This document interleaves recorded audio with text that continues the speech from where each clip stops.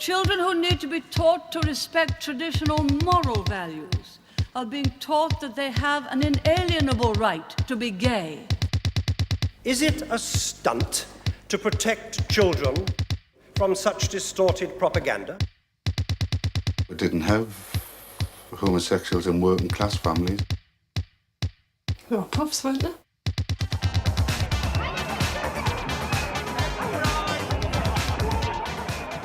Attitudes to sexuality and gender have been transformed.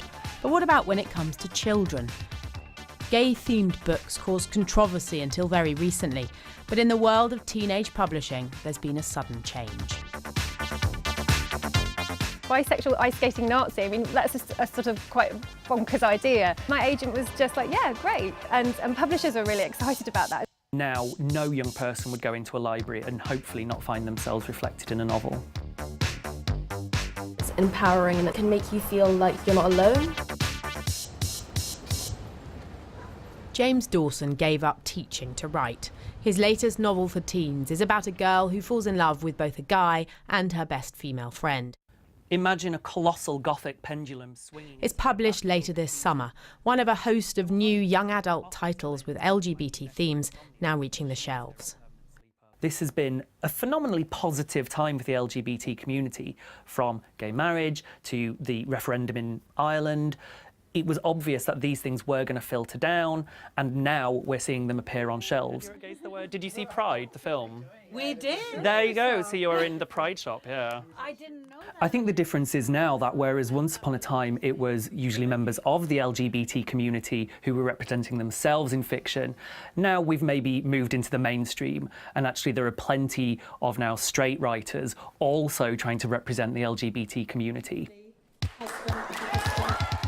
I rolled forward, and without deciding or meaning to, I kissed her on the mouth. It just felt like the most obvious thing to do. Clementine laughed, it bubbled out beneath my lips. She put a hand to my head and shoved me away. It was a playful move, but there I was, feeling devastated all over again. Julie Mayhew's also written a book with an LGBT character at its heart.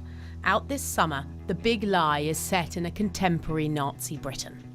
I didn't sit down and go, right, I'm going to write a bisexual or lesbian character.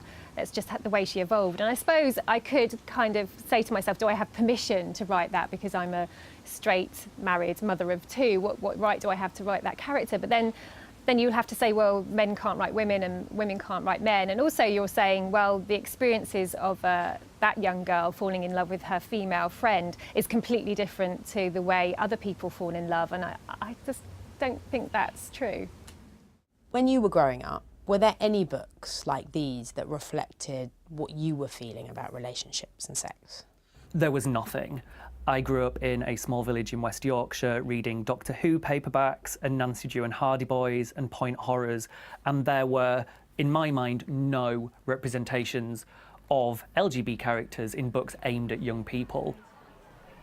America has led the way. 94 LGBT young adult novels were published there in 2013, just 8 in the UK, but that number is on the up.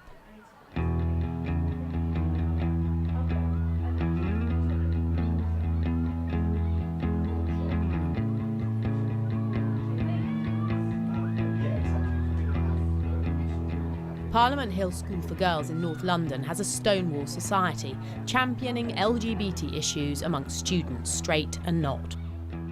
I wanted to know if pupils thought there'd be a taboo around a book with gay in its title. First of all, it'll be quite hard for them to get some courage to take a book like this out the library, because definitely like what other people would say about it. What do you think they would say? Well, they'd assume that person was gay. They would probably give them quite a hard time about it. I read quite a lot, so I found that they have been adding more characters that are LGBT. They often just use either gay, lesbian or bisexual. They don't ever use like other sexualities such as pansexual, demisexual and asexual, which a lot of people don't know about. I think that's a great achievement because it kind of brings awareness to the fact that there is more than one sexuality other than being straight, or more than one gender. It makes you feel like you're less alone. Like, myself, like, before I started going to Stonewall and stuff, like, I thought I might have been like one of the only people who felt the way I did. What would you say to people who said that actually everyone's quite young to be having these kind of The conversations? majority of people say that are adults, and you wouldn't say it's weird for us to talk about racism. So why is it different when we talk about the LGBT community? Because it's pretty much the same thing. Like, it's normalising it in society, and I think it's best to start from younger age because that's when you're most likely going to be influenced by it. For those of you who are not straight, do you think it helps to read books like this? It's kind of like empowering because you feel like you're being noticed now, and it's not just a minority. This is interesting. She tried to publish this 10 years ago and the publisher rejected it because they didn't want her to write a lesbian story. This is a real golden time for LGBTYA, but it's really important that publishers don't treat it like a trend. It's not a flash in the pan, we're not vampires, we're not dystopias. Even if these books aren't massive, massive bestsellers, I think it's really important that we continue to represent LGBT characters in years to come, not just while we're having a day in the sun in the media. Young adult literature is leading the way, making LGBT characters normal. That's not happening as clearly in the world of adult fiction. Perhaps the battle will only really be won when a best-selling adult novel features a detective who just happens to be gay.